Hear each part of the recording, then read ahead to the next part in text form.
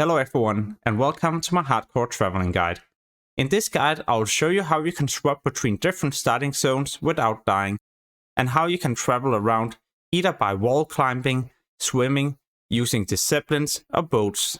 I've also added a timeline so you can easily skip to the part that you're probably looking for. In Wetlands, you can go to this location where you will find two different boats.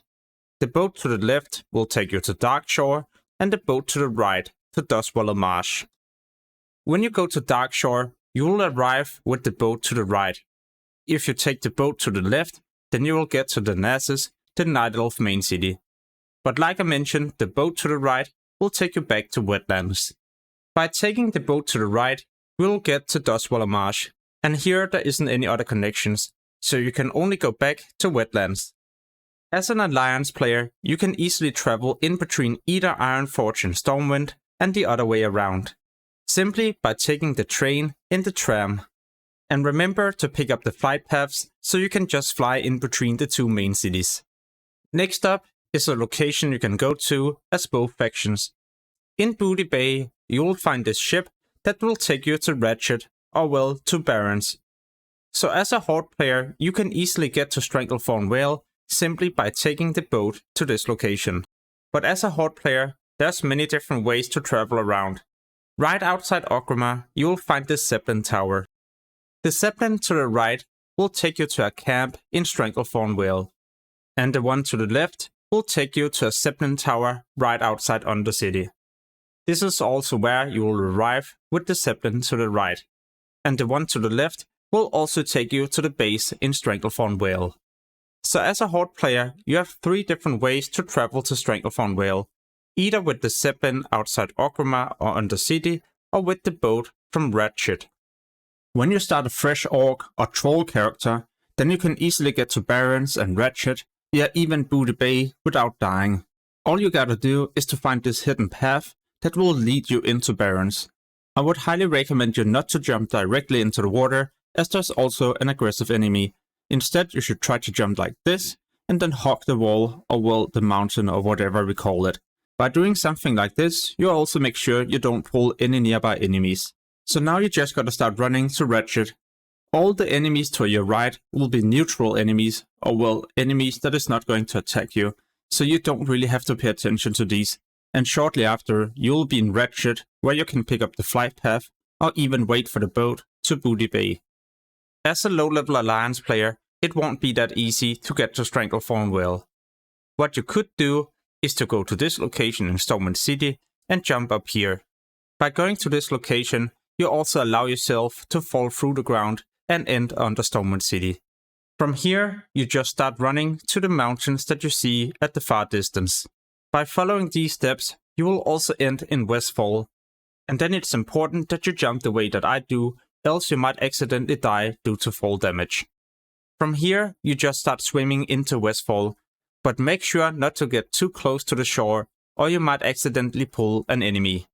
Another thing I would recommend you to do is to once in a while also go underwater. That way you can pay attention to any nearby enemies under the water.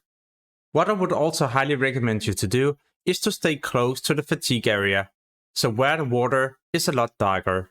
You can also see this on the minimap.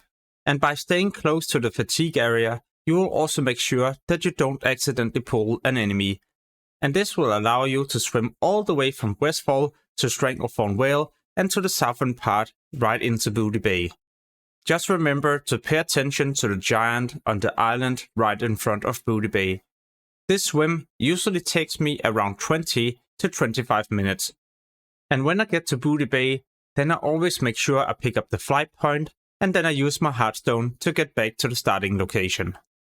As a Night Elf, you can also go to Stormwind and Ironforge without dying. You just need to make your way to the Nazis, the Night Elf main city, and from here you go to the boat area, where you will take a boat to Orbidin in Darkshore. And in Darkshore there's another boat that you can connect to, and this will take you to Wetlands. If you would like to know about these locations, then you can always go back to the beginning of the video where I showed the boat connection for Alliance players. But yeah, this boat will take you to Menethil Harbor in Wetlands. And from here, you'll just pick up the flight point and you're ready to jump right into the water and begin your 40 to probably even 45 minutes of swimming to Westfall. Make sure to always pay attention to where you're swimming, because there is going to be a lot of fatigue areas, so you don't want to AFK swim here. If you do this, you might accidentally also end up dying. What I usually do is just to stay close to the shore, at least in this case when I do this swim, because you don't have to pay attention to any nearby enemies, and by staying close to the shore, you will also ensure that you're not going into the fatigue area. As you can probably see on the minimap, then this area is also pretty close to the shore, so it's going to be important that you do this strategy.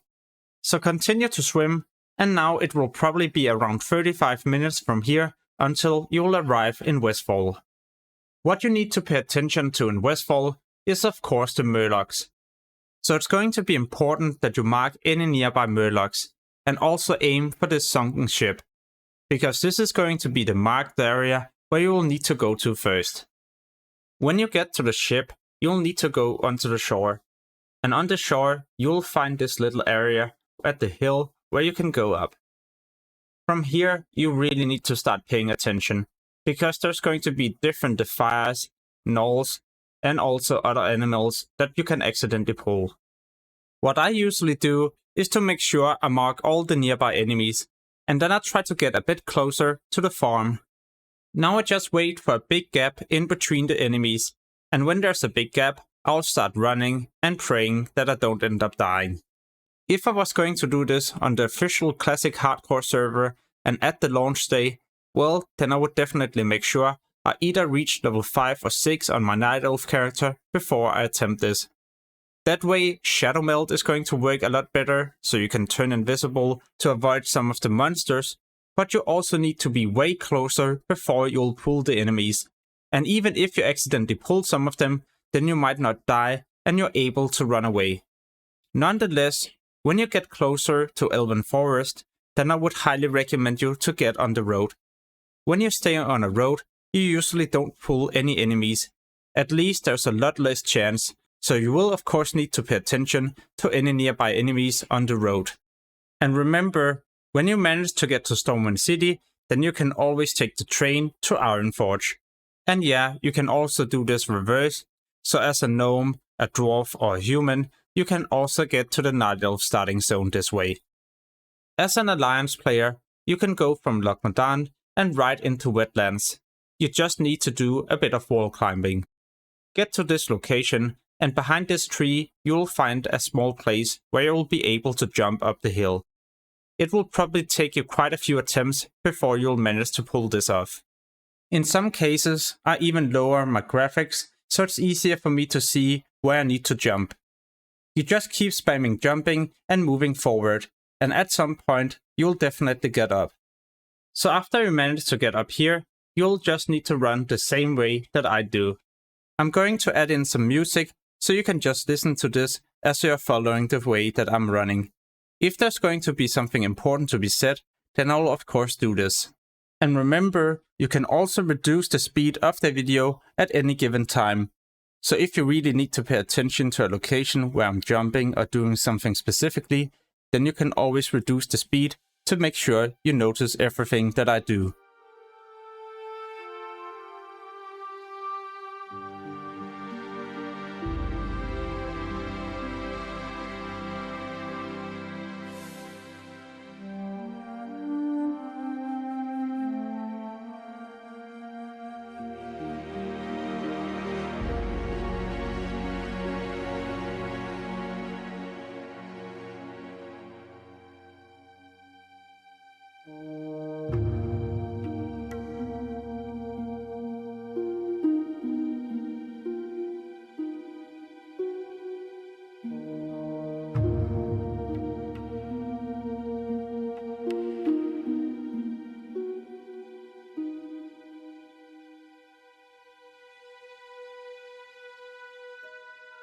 When I attempted this on the character, I ended up dying because I was trying to figure out a new way.